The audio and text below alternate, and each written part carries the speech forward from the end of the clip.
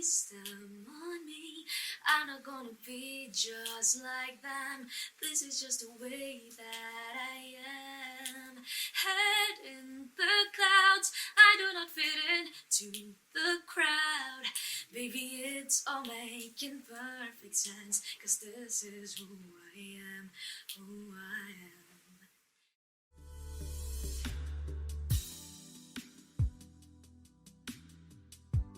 Nah, sebetulnya kalau dibilang musik itu memang sudah jadi bagian dari hidup Putri. Jadi ibaratnya Putri memang suka nyanyi dari waktu masih bayi. Tapi kalau mulai awal banget itu nyanyi di umur 2-3 tahun. Itu mulai nyanyi, dan itu awalnya memang lagunya lagu Mandarin waktu itu. Lagu Mandarin. Tapi mulai perform itu di umur 7 tahun, dan waktu itu Putri sempat bilang sama mama papa kalau tahun depan Putri pengen masuk TV. Jadi at 8 years old Putri memutuskan untuk join Indonesia's Got Talent 2014, dan alhamdulillah Putri jadi the winner-nya. Dan setelah itu Putri belajar piano, latihan terus, dan mulai untuk membuat karya sendiri. Dan untuk bagaimana caranya Putri menggali, sebetulnya itu awalnya karena passion dulu. Awalnya karena passion dulu. Setelah itu Putri memperbanyak referensi. Kalau Putri di musik itu banyakin referensi lagu, referensi penyanyi, dan juga karena Putri juga suka aransemen, jadi referensi aransemen musik, cara membuat musik gitu, dan menciptakan lagu. Pokoknya kalau buat Putri caranya tuh gak ada yang lain selain belajar terus ya. Iya, dan sebetulnya kalau untuk membuktikan bahwa we are able, we are capable, and we are equal, itu caranya kalau Putri memang by music. Jadi lewat karya-karya Putri, lewat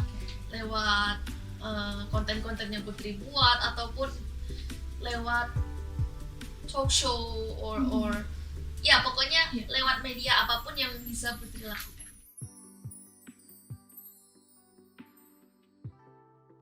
Balik lagi, karena ini adalah passionnya Putri. Putri ngelakuin ini sesuai passion, jadi kalau kita ngelakuin sesuatu sesuai apa yang kita sukai, itu jatuhnya kita akan melakukan dengan effortless, tanpa beban.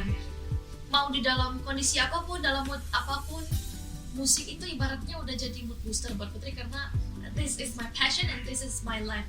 Dan yang paling penting adalah kita harus selalu konsisten, selalu semangat. Dan kalau buat Putri, jangan lupa apa yang buat kita senang sama sesuatu itu.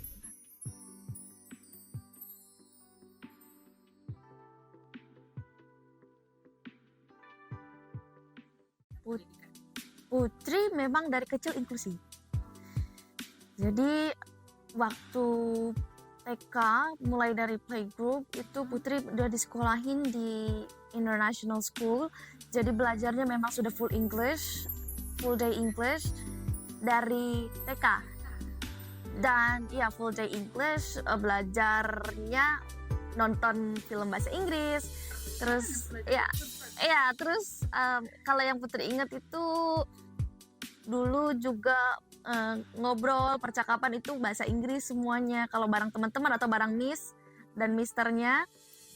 Terus juga di rumah Putri sama adik-adik sama papa juga kita biasa untuk ngomong bahasa Inggris dan bahasa Indonesia. Terus SD-nya itu sempat pindah-pindah juga karena nyari tempat yang Putri nyaman, yang nggak ada istilahnya pembulian gitu. Jadi dan yang gurunya bisa paham juga sama kebutuhannya Putri untuk belajar. Karena Putri itu anaknya kalau untuk belajar, Putri pengennya materinya sama materi teman-teman yang lain. Karena Putri ngerasakan kemampuan Putri juga sama sebetulnya sama teman-teman yang lain. Hanya saja yang membedakan itu cuma di cara pengajarannya. Kalau teman-teman itu bisa pakai visual, Putri harus pakai tulisan. bisa Word, bisa PDF. Jadi nggak perlu karena mindsetnya guru-guru itu kadang yang Putri temuin ya harus recording MP3. Jadi kadang gurunya, aduh kalau saya recording MP3 ini lama nanti gitu. Putri bilang, oh nggak perlu recording MP3, cuma kirim soft file aja, kirim PDF aja, nanti Putri bisa baca sendiri. Karena Putri kan pakai handphone biasa yang bisa untuk membaca format-format seperti, kecuali dia PDF image yang kayak scan gambar itu, nah itu Putri nggak bisa. Kalau waktu SD sebetulnya sempat juga 2 tahun itu di sekolah khusus cuma untuk belajar orientasi mobilitas. Iya. Dan huruf braille, tapi huruf braille-nya udah nggak dipakai lagi karena sekarang udah pakai teknologi. Iya, karena Putri nemuin satu fakta kalau braille itu, to be honest, untuk filingnya susah banget karena dia harus betul-betul dijaga. Kalau misalnya dia kena air sedikit aja atau kegencet aja itu udah nggak bisa dibaca lagi, dan itu untuk sustainable-nya susah banget untuk dia bertahan lama, untuk dia bisa dibaca lagi maybe 10 years later atau beberapa tahun, mungkin 3 tahun 5 tahun ke depan aja itu udah susah banget karena dia kalau nggak di maintenance dengan baik itu susah. Makanya dan braille itu pakai kertasnya banyak banget. Jadi kalau misalnya in my experience, kalau tulisan biasa itu kita misalnya pakai setengah lembar aja, di braille itu bisa 2 lembar atau satu setengah lembar. Kalau 1 lembar bisa 3 lembar. Kalau SD Putri, kalau SMP Putri inklusi lagi. Jadi kalau SMP Putri waktu itu sempat di sekolah internasional di Cumbu High School. Itu Putri full English lagi. Dan kalau di Tumbuh itu kita dulu belajarnya lebih based on project. Jadi ujian itu misalnya mid semester itu ada kolaborasi. Jadi misalnya science, English, and math gitu misalnya. Jadi itu nanti dalam satu project itu jadi udah dinilai semua gitu. Nah enaknya itu di situ, dan memang fleksibel juga guru-gurunya mau ngirim soft file. Karena teman-teman yang lain juga kalau di sekolah SMP itu pada pakai laptop semua. Tapi kalau Putri pakai laptop terus ada lagi kendala yang Putri temuin, loadingnya itu kadang. Kalau enggak, dulu pernah waktu ujian itu ada yang iseng dibuka layarnya. Jadi ngintip jawabannya karena mereka penasaran terus buka gitu. Terus Putri, waduh ini gimana nih gitu. Terus akhirnya Putri nemuin yang namanya keyboard portable. Dan terus SMP Putri sempat sekolah jauh dari Mama dan Papa, benar ya? Itu waktu SD. Waktu di sekolah khusus itu. Itu sebentar aja. Cuma 2 tahun aja. Banyak banget ya tantangan-tantangan dan hambatan yang Putri rasakan, tapi Iya. Putri tetap masih semangat, ini luar Alhamdulillah. biasa ya. Tapi ini aku belum selesai nih tadi. Jadi nanti biar nggak ada pertanyaan keyboard portable itu buat apa gitu. Jadi itu buat nulis sama seperti laptop fungsinya. Jadi tapi dia pakai Bluetooth, disambung ke handphone. Jadi nulisnya lebih cepet. Tapi ada pengalaman lucu, ada guru lihat ini kok nggak ada layarnya, ini saya lihat jawabannya gimana gitu. Itu jawabannya ada di dalam laci Bu, di HP disimpan di laci. Jawabannya udah jelas. Iya, disimpan di laci. Iya. Nah gitu. Jadi kalau misalnya ada teman-teman juga yang seperti Putri, yang tunanetra atau yang difabel yang lain ingin sekolah inklusi, bisa dicoba caranya Putri. Nah, Kita nggak perlu nunggu guru pendamping lagi untuk translate braille, karena dulu sebelum Putri masuk sekolah yang SMP dan SMA juga SMK, itu Putri kan ditanya apa sekolah perlu menyediakan translator untuk braille, karena kan guru-guru nggak ada yang bisa tuh baca braille. Nah Putri bilang oh nggak perlu, karena Putri udah pakai soft file. Jadi kalau kita pakai soft file kan Putri bisa baca, guru-guru juga bisa baca, jadi kita sama-sama enak gitu. Iya. SMK-nya Putri SMK musik. SMK. Iya. Kenapa pilih SMK? Karena musik is my life. Karena kan dulu Putri belajar otodidak. Cuma waktu vokal aja sempat ada fundamental sedikit. Cuma kalau untuk piano itu Putri otodidak vokal juga otodidak, dan Putri belajarnya cuma lewat piring sama lewat tanya-tanya dengan para musisi yang Putri temuin. Dan Putri masuk SMK itu untuk belajar teori musik. Dan awalnya sebenarnya pengen dari matematika juga. Tapi dapat juga matematika. Tapi matematikanya double. Jadi matematika reguler, matematika musik. Kalau matematika musik itu udah telinganya jalan, kepalanya jalan juga. Jadi misalnya nada C sama nada D sama nada fis misalnya.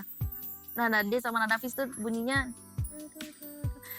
do mi itu, terus dicari ini intervalnya berapa, terus itu jaraknya berapa, nama intervalnya apa gitu.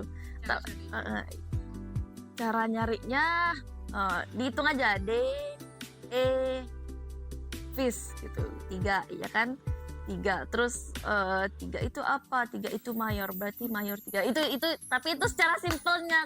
Itu kalau rumus yang lebih susah ada lagi. Terus biasanya tuh nyari frekuensi, misalnya nada A frekuensi standarnya di 440 Hz, tapi kalau mau dimainin di 44 berapa gitu, atau jadi banyak gitu yang dicari.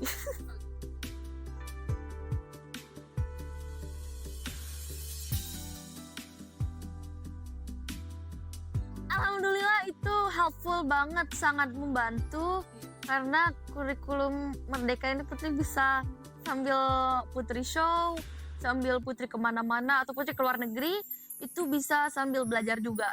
Jadi guru tetap kirim by chat, kirim dokumennya, materi, terus misalnya ada ulangan harian, Putri ini ada ulangan harian gini-gini. Terus kalau misalnya Putri acaranya pagi, itu Putri bakal kirim sorenya. Tapi kalau Putri acaranya malam, Putri kirim pagi itu juga. Jadi alhamdulillah Putri suka karena fleksibel. Dan Putri suka lagi kalau pendidikan itu bisa fleksibel seperti itu.